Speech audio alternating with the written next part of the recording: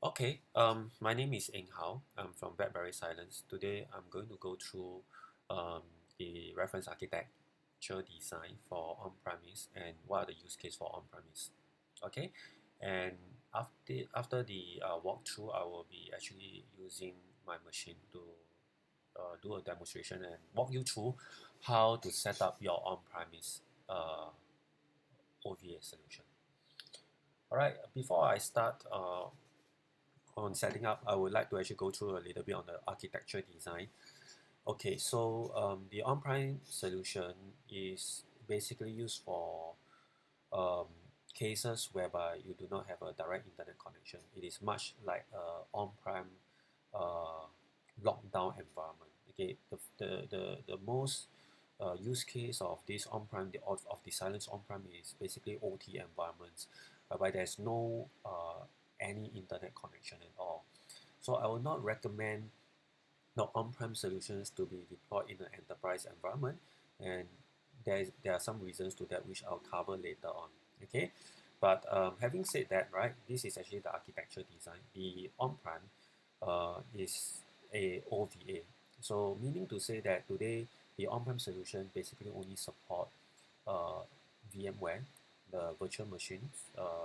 They only support VMware ESXi 6.5 and above. Okay, so um, therefore you actually import it, and the on-prem requires hardware resources, 16 gig of memory plus 4 CPU. That is actually the recommended hardware spec. Now, um, as you can see over here, the agent when it's communicating to the on-prem solution, it uses SSL traffic because we do not want to actually have raw data that is communicating on the line itself. So we encrypt that, and the means of encryption of this endpoint agent to the OVA means that you really require certificates. Okay, so you have to get a CA, your existing certificate authority, to create a server cert and a key, put it inside here, and then as well as a client cert to be installed on the endpoint, and thereby in this case the client is able to actually communicate with the OVA using SSL protocol. Now the next thing that, if this is not the method that you would like, there's another method. Is you can actually generate a CSR certificate from the OVA, from the Cylance on-prem, and you get it signed by the CA, and then importing back the on-prem into the on-prem server again. So this can also be done. Two ways of doing the certifications. Alright, so do take note, the console is not connected to the internet, and therefore it does not have a classifications of malicious file. Now, take note of this on-prem here, right? There isn't any connections to the internet. It is not like the traditional kind of AV solution whereby there's another interface that connects to the internet to get all the updates. This on-prem solution doesn't, because it is mainly for OT environment. And therefore, because it doesn't have a database, therefore, there is no way to correlate the information when a alert actually happens in the on-prem, which means that um, when a hash value actually appears in the on-prem solutions, right, it doesn't help you to categorize whether it is a ransomware or is a Trojan. It just gives you a scoring and tell you where the file is. Okay. So as a administrator, then you have the information, you have the hash value, you have where the file resides, and you probably will use the hash value to compare with things like virus total, okay, to understand the nature of the file. Today on-prem only support protect only, so it doesn't support the EDR functionalities. Now this is actually what I mentioned, managing malicious file, which means that um, when the file is being classified as malicious, it will appear as a hash, and there will be a scoring here. Okay, so you need to actually manually go to each individual hash value to match back what the files is from VirusTotal, or probably you have a automated way of doing that. You can export this information via CSV, and you can automate this via your orchestration tools to get the classifications from places like VirusTotal. Now the next thing here is that updating of agents is what customers or what are my partners always ask me. How about updating? Now the Cylance OnPrem doesn't have the capability to do updates of the endpoint at this point of time. So updating of the package or updating of the endpoints agents will be manually pushed down from SCCM, okay, to the endpoints here. Okay, so user will download the update package and manually install it in all the clients or SCCM or GPO.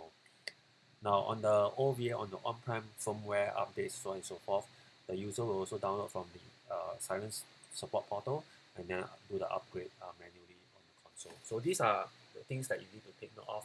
The updating as of today will be much of a manual way. Okay, I hope that this give you a little bit about the idea, some ideas about what is the use case of the on-prem, what are the limitations. All right, there's actually mainly there's two limitations. One is the classification, and the other one is how you update the packages moving forward. Okay, now I'm going to pivot into VM. So this is how you set up. Now, as I mentioned earlier on, the on-prem supported version of virtual machine is VMware ESXi 6.5. Now, I'm using VMware Fusion, so it is not a supported virtualization by Cylance itself. It's basically for the purpose of demonstration. Now, in this demonstration, I do have a Windows machine that is um, that is uh, that is ready spin up for the connection of the on-prem. Now the next thing here is that we are going to import the OVA. So this OVA you can be downloaded from the support website uh, to your PC, and then what you'll do is that you'll just try to import in. This is the on-prem, all right, and I'm going to use the on-prem 1.5.4.1. Okay, so I'm going to import in and I'm going to continue. I'm going to next over here, right, and let it import.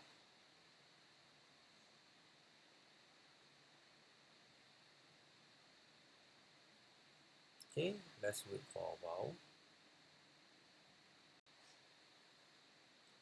All right, so the importing has already finished, has already been done.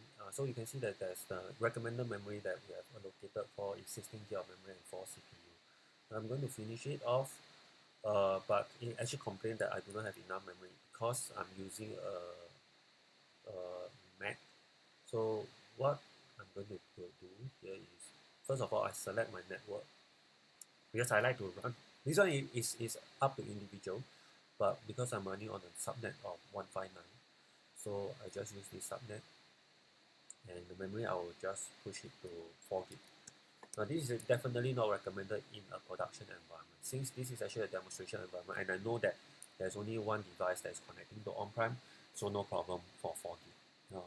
Now, right, everything is ready, and off I go, firing up the on-prem machine. Now, while I'm actually firing up the on-prem machine, what I'm going to do next here is that I'm going to prepare my Windows environment machine. I'm going to actually expand this. So what happened here is that I do have have the files, have the agents and everything ready here, right? The agent and the certificate. So remember one thing, in the slide that I actually mentioned about, you need certificate. So for me, I've actually had a CA cert generated the key and the certificate ready to be imported into the on-prem as well as to install on the client here. This is very important. Okay, this is very important. The certificate. So now I'm going to actually install the certificate, and it is always a good practice to uh, install on a Trusted Root Certificates Authority, and I finish it off. Okay, so this is where I already installed the client cert, and the next thing here is we need to actually understand that certificates use FQDN. It doesn't understand IP address. So when this agent or this PC, this Windows 7 is communicating to the on-prem, it is looking it uses certificate to look for the FQDN. Okay, so in order to do that, what we have to do is to either change the DNS so that it is able to resolve this hostname cert.cylance.co, which I have created from my CA. Or the next easiest way is that you go to window and manually change it. Okay, because I do not have a DNS server, so what I will do here is that I will um, what I'll do here is that I will go to the host file and manually change it. Now I can't edit here, so I move it to the desktop here. Alright, and then I'll just open it up with a notepad. Now I need to know the IP address, right? 192.168.1.9. I'm not sure about the IP address. Wait for it to actually uh, uh, uh, put up, but I know that this is the cert that I created, the FQDN cert that I created. So that's why I actually put it here, right? If you are creating your cert based on something like abc.abc.com, you have to change to abc.abc.com, right? This, again, I say, I create my cert based on this host name, this FQDN, okay? Now, let me actually go back to my on-prem solution. So you can see over here, all right? The IP address that I gotten from a DHCP is 159.134. So I know that it is 134, and therefore I pivot back. Um, I'll put that 134. Okay, so this is it, right? I'll put a save. So remember, 134 is my on-prem IP address, right? So in order to make sure that it's working, what I need to do is I need to go to here and try to ping the FQDN. If it's able to resolve, which means then it means that everything is working. Alright, it's able to resolve. .co resolving back to 134. Alright.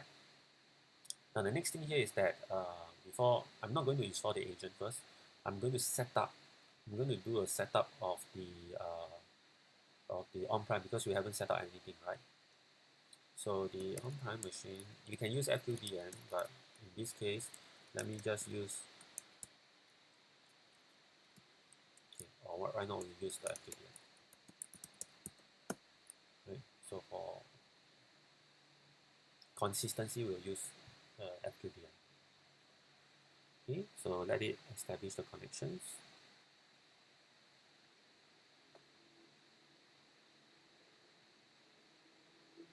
Advance, proceed.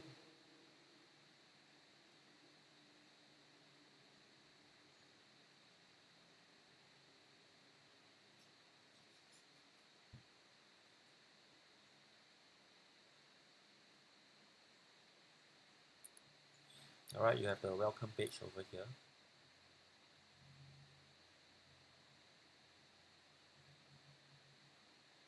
All right, so this is actually the CSR, okay, which I mentioned. You can actually generate a CSR and let it sign by the CA. But in this case, in this demonstration, I have already created my own certificate using CA, so I no need to get it signed. Immediately, I upload the cert and the key. Remember here, over here, I'll upload the certificate, which is found on here.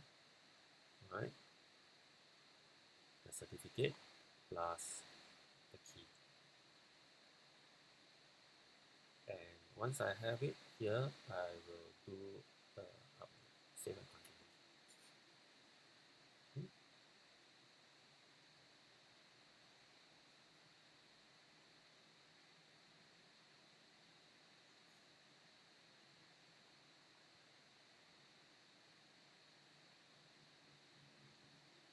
Now wait for a while.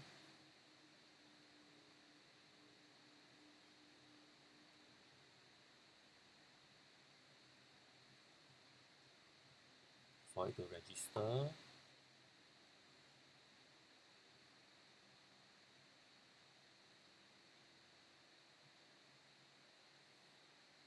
Okay.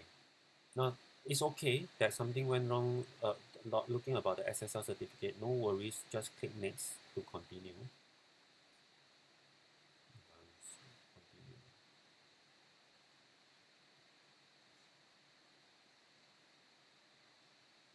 Okay, I'm not using any database. Okay, this database is basically how you manage the backend database. of the on-prem. I'm not using anything, so I just click save and continue.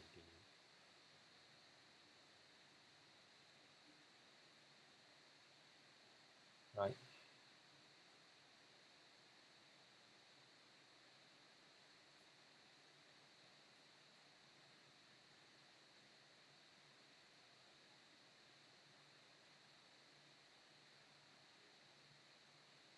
Okay. Let it run a while.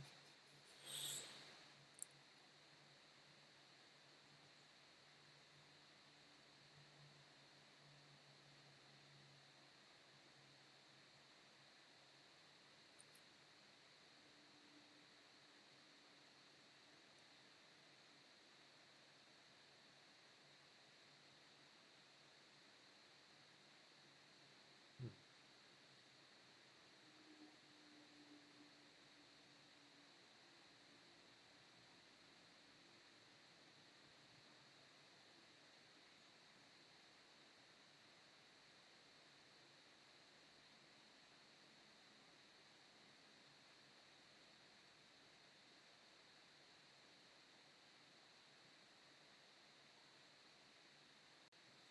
All right, so you you after it completes with the database, what you have to do is you register your name.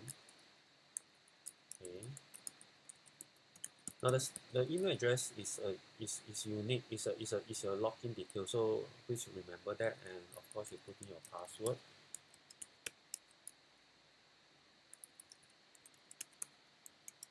Okay, and you just finish, save and finish.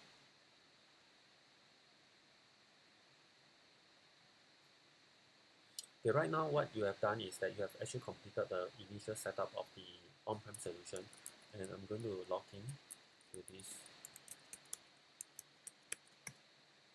on-prem. And there it is. You have your portal, you have the dashboard here. Now, the next important thing is that um, you need to actually know the token key so that you are able to install uh, the agent right with the right token key.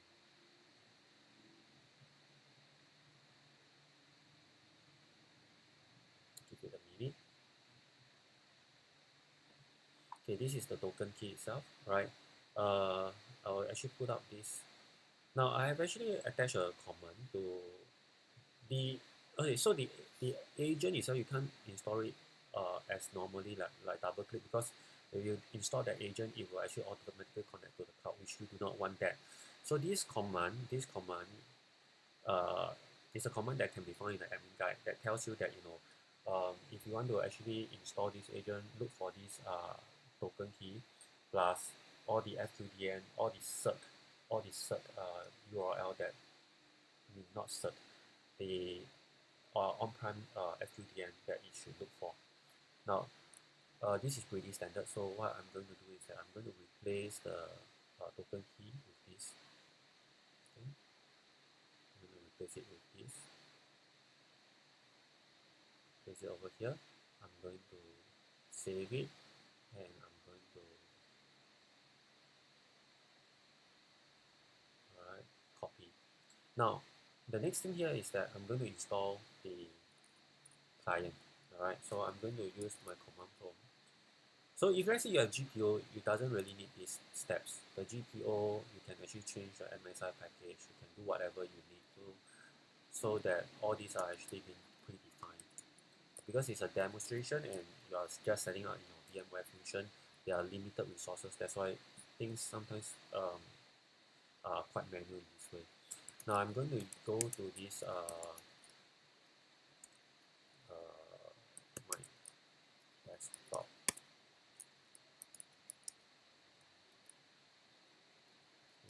So you can see over here, this is the Cylance Protect underscore 64.msi. Now remember, this is important, right? Because I'm going to execute the file under this file name. So the file name must actually match this, okay? Just make sure that.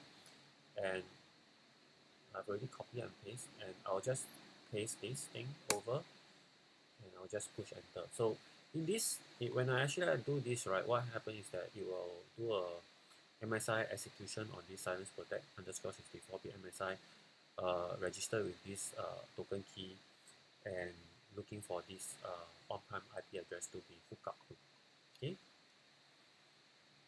so just close this thing.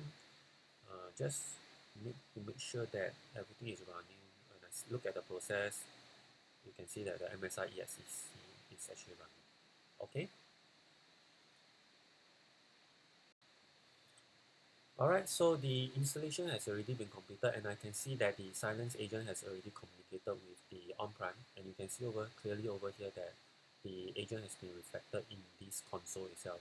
Now, before I actually move on further, right, what I'm doing here is I'm going to actually change the agent into an advanced mode. Okay, this advanced mode will allow us to actually manually do some scanning for the purpose of the demonstration. So I'm going to go to this program file /Cylance/desktop and just key in this command -a advanced mode. Alright, so with the advanced mode, let it run a while. Okay, with the advanced mode, um, you are able to see more things like able to manually scan some of the folders itself. Now, when I'm actually doing this, right, why not we actually create one policy? Okay, just create for the sake of having you familiarize and making sure that the agent is actually communicating with the on-prem correctly. I will be adding a new policy over here. Now, for this policy, I will say that this is actually a on-prem demo. Okay, on-prem demo, and I'm going to actually auto quarantine. Set these two things to auto quarantine. Now, the rest you can actually set it yourself, but for the purpose of this demonstration, I'll keep this policy simple. Now, you can see over here, initially the um, agent is running on the default policy. Now, I'm going to go to the device here.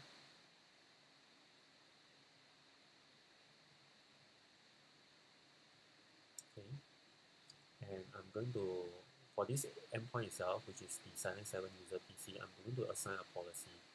So the policy that I'm going to assign to is on-prem demo. That's it. So the policy has been assigned to the device itself, right? So um,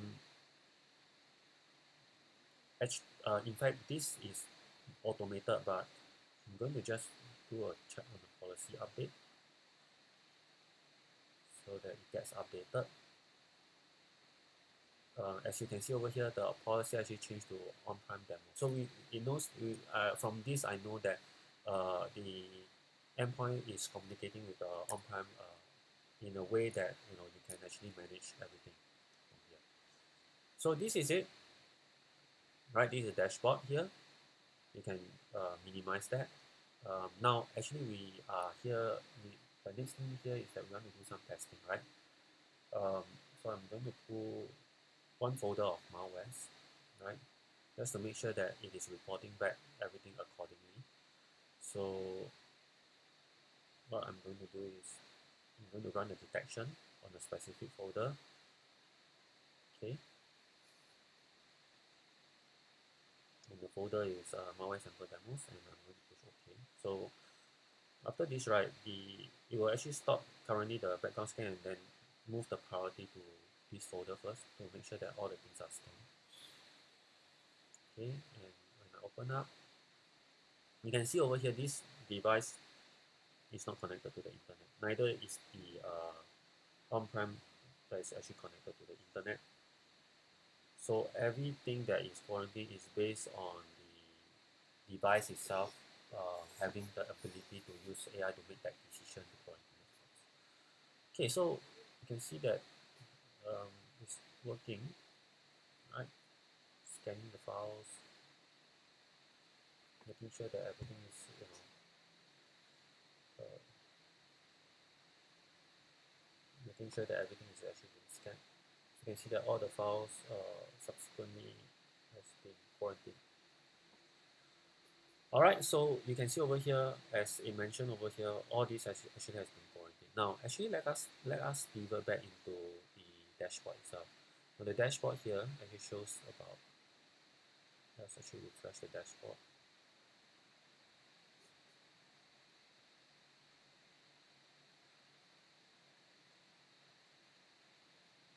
And you can see over here the thread events here. You can see there's a list of thread events. All right, there's a list of thread events here.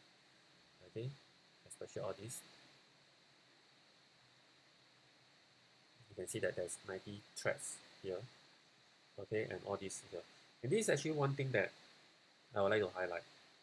In your thread report itself, you'll be able to be presented with the file path, reported on which device name and the scoring. Okay, so you will not be able to see the classification. So this is to take note. You will not be able to see a classification, but you will be able to actually know the hash value. So how do you actually do that? How do you actually make sure that how do I make use of this information? You can export it to a CSV file, like I mentioned earlier on, right? I actually triggered that earlier on. And what happened here is that I do not have an Excel spreadsheet, so I'm going to use my WordPad. You just see the file, you just open the file. But if let's say you have Excel, then the results will be presented neatly in terms of columns. Now you can see over here, this is one of the hash value that you exported out, right? So this is one of the hash value that is actually being classified. So what I will do now is, as an administrator, you will go to your virus total, your favorite virus, your favorite, okay? It can be anything, okay?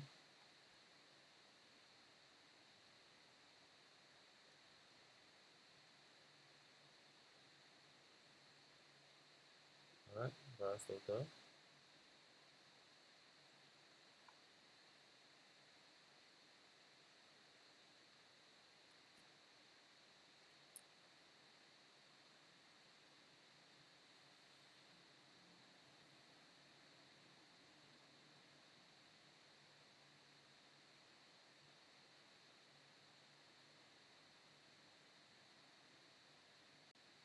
Okay, you can do a search based on the hash value. Do a search, and that's it. So you probably will be able to match back what this malware is, right? It is, in this case, it is actually a kind of a ransomware from a virus total detection perspective. So this is basically it. So as I mentioned, um, due to the fact that from a technical technology perspective, this on-prem is not connected to the internet, and therefore it is not able to give you any classification, and that is why the reason that on this step here the classification is a little bit manual over here. But if you have some automation kind of tools that you can use to extract all these hash value and automatically put it in somewhere to do a comparison, you can do that. But if not, um, this is this is I would say that it's the slight limitation from an on-prem perspective. But if you are using it on an OT environment, it is definitely okay, because in an OT environment there's not much files, right? You already baseline all the files. You know that any other files that come in, if let's say it's a bad file, but from an AI perspective, you want to quarantine that, and it doesn't really matter whether it's a ransomware or it's a Trojan or whatever. In the OT environment, you just quarantine that file that looks suspicious, right? With that, I hope that you enjoy this video, um, and I hope that you can any questions you can feel free to let us know. Right? Thank you very much. Have a nice day.